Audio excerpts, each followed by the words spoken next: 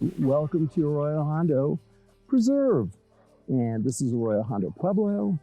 And I thought we'd just walk around a little bit and see what we can see. It's a very fascinating place. So let's go.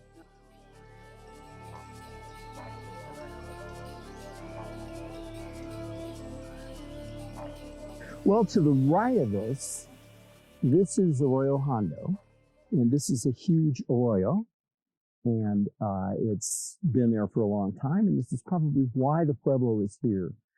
Down in the arroyo is a permanent spring, and the spring is a really strong one, and so that's more than likely why they decided to put the Pueblo here.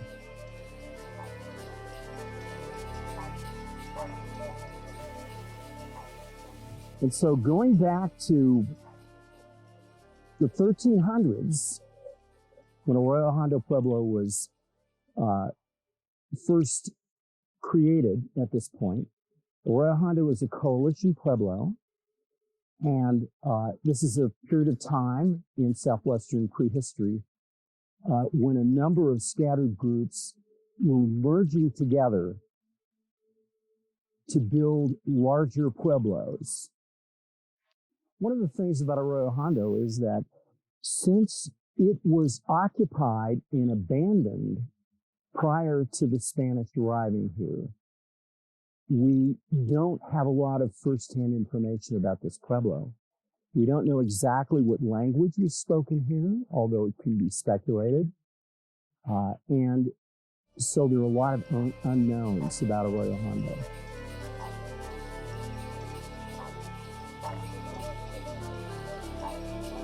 So let's take a look at some of the features. If you look out over the horizon, you can see all of this yellow grass. These are the room blocks of Arroyo Hondo. Arroyo Hondo was about, at its apex, probably 1,000-room pueblo. And it had 10 room blocks and dozens and dozens of kivas.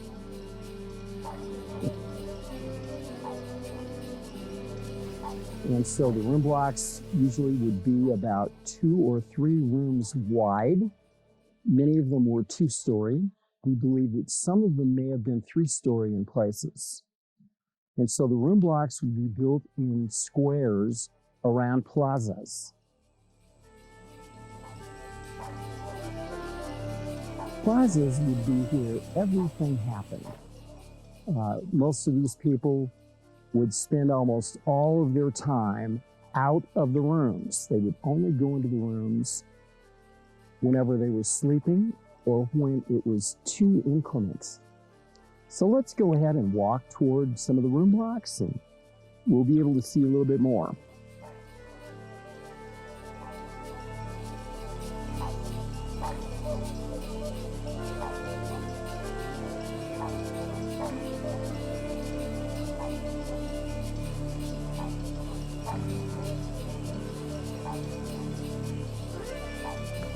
We are now looking at Plaza C.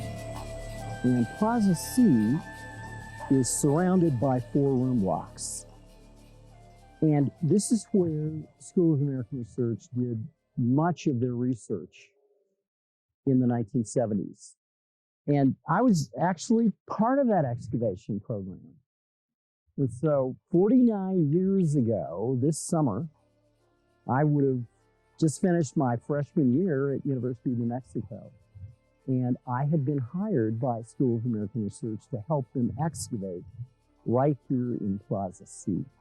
And so this place means a lot to me because I helped dig some of the rooms.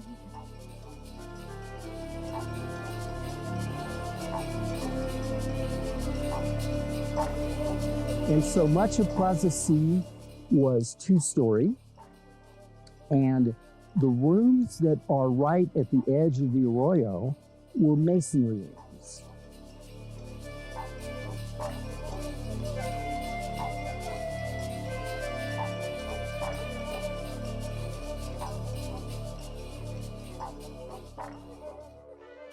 And the rest of the rooms in these 3 room blocks were all adobe. Now, a lot of people try to ascribe some sort of cultural significance between rooms that were made out of stone and rooms that were made out of adobe. But what archaeologists have pretty much concluded is that it all depends on the availability of stone.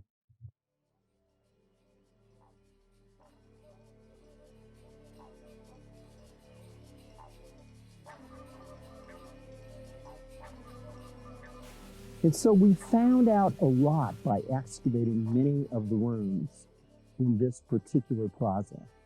This is room block 16 right in front of me, and this room block was almost completely excavated. We found some very, very interesting elements. As an example, one of the things that we discovered was evidence of a significant fire. Most of the second-story rooms were used for habitation. Almost all of the first-story rooms would have been used for corn storage. They would have stored as much as 2 years' harvest of corn in the bottom-story rooms. One of the room blocks at Arroyo Hondo that was excavated in the early 1970s found that the entire room block had burned and that all of the corn was charred.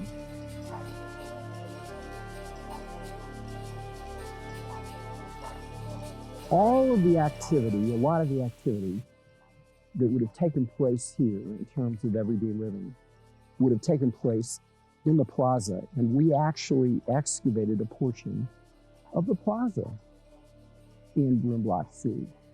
And some of the things that we found were very interesting and indicated how they used the plazas. We found a lot of turkey pens. These people would have raised domestic turkeys. And one of the most important reasons to raise domestic turkeys, besides meat, would be the feathers. Because the warmest thing that you can find on a cold winter night in the Southwest to allow you to survive until morning is a turkey feather blanket. So turkey pens were here. We found a number of trash pits on the plaza floor. We found all sorts of features and activity areas.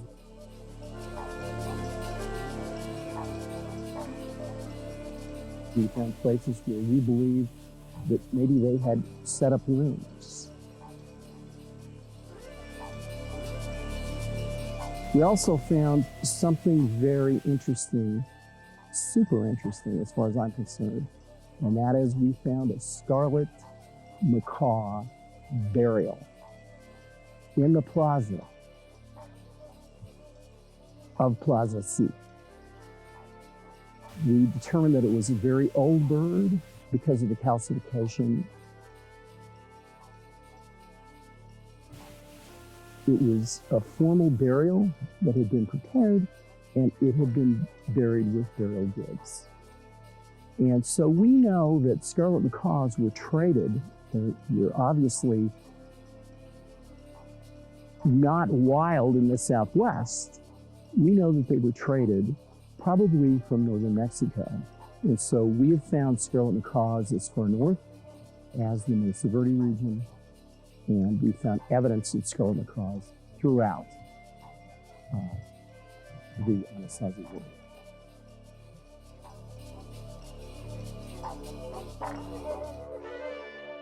So there would have also been a kiva in the middle of the plaza.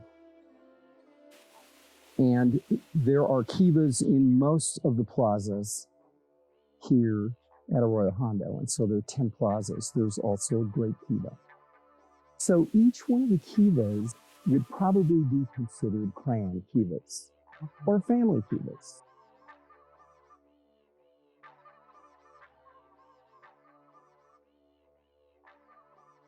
And the Great Kiva would then be a communal place where the entire community could gather. So there were actually two different occupation periods here at Arroyo Hondo. And the first one was the largest, that was the 1,100 room Pueblo. And the 1,100 room Pueblo spanned the time period from about 1,300 to 1340, roughly. There was then a hiatus when no one lived here. And then there was a reoccupation period that occurred around 1400 to 1425. And that was a much smaller Pueblo. As a matter of fact, there were probably no more than about 200 rooms in that particular Pueblo. And they built that Pueblo right on top of the ruins of Plaza C. And so after 1425, this area was completely abandoned and never reoccupied.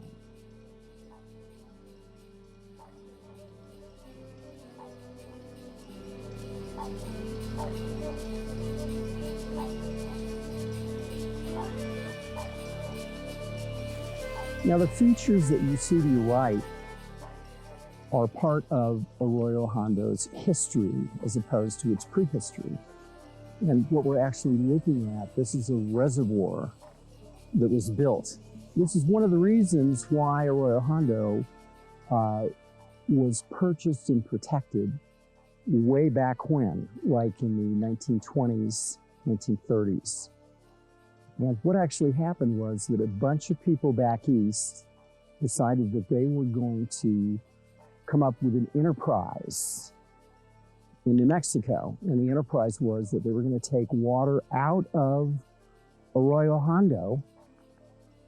They were going to build a dam. There's an irrigation ditch that goes all the way from the dam. The dam is about a quarter mile away up the canyon. The irrigation ditch comes around and into this reservoir. And in the process of building this reservoir, they wiped out 2 room blocks. And so their plan was to irrigate a huge area to the south. And they were going to grow crops. It was a failed enterprise because, after all, this is an arroyo, and everybody in the Southwest is taught to stay out of arroyos because we know what happens. A wall of water came down the arroyo right after they'd finished the dam and blew the dam apart.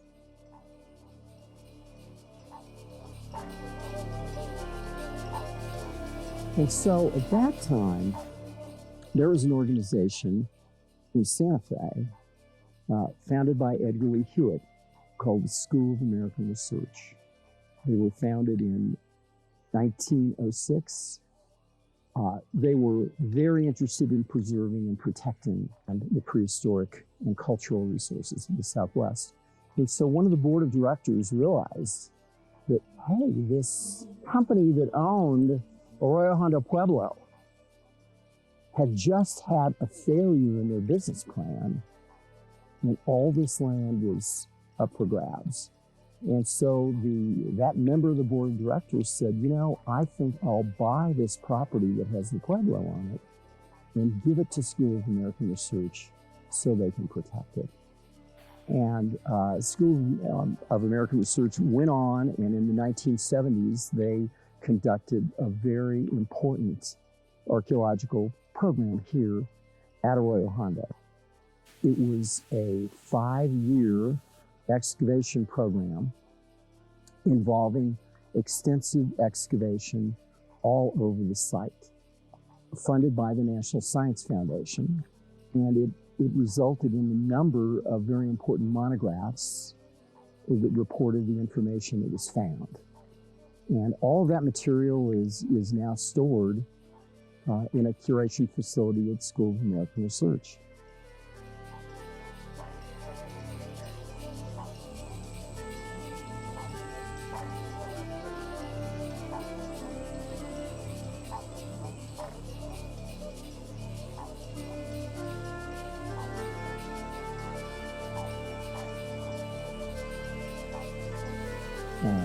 SAR was very involved in archaeological research in its early days. However, their mission changed through the years. They became much more involved in other archaeological and anthropological issues. And so at one point in the 1990s, one of the directors of SAR said, you know, we do own 2 or 3 archaeological preserves, and more than likely we will not be working on those preserves at any time in the future. So instead of holding on to them, why don't we transfer them to entities who are more interested in archaeology? And at one point, one of the directors of the School of American Research was actually on the Archaeological Conservancy's board of directors, Doug Schwartz. And so it was decided that ownership and responsibility for Arroyo Hondo Pueblo would be transferred from School of American Research to the Archaeological Conservancy.